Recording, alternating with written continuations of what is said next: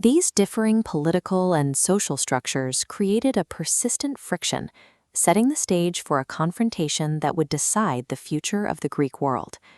Sparta's radical military focus was an extreme response to its own expansion.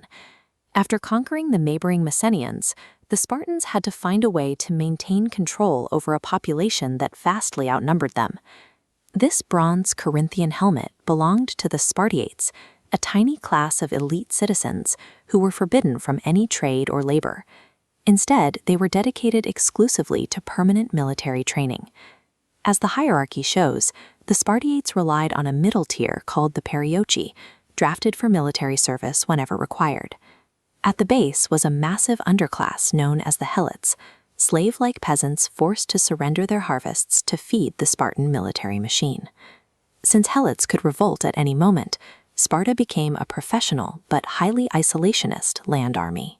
They could not afford to project power far from home for long, as their internal security was always at risk. Athens developed a different model. While Sparta looked inward, Athens became famous for its democratic reforms and its culture of open intellectual debate. However, this democracy was exclusive. It relied on a large population of non-citizens, slaves, and foreign residents who provided the labor that allowed Athenian citizens to participate in politics. This need for resources led to the creation of the Delian League. It was originally framed as a defensive coalition against the Persian Empire, where Greek cities pooled their money and ships for mutual protection. Athens eventually used its superior navy to convert this alliance into an empire.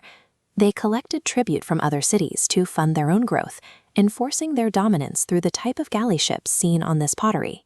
Athens' structural need for imperial expansion was now in direct opposition to Sparta's regional control. With every new Athenian conquest, the two powers moved closer to a break. The Peloponnesian War began when Athens' commercial and political reach finally threatened Sparta's network of allies.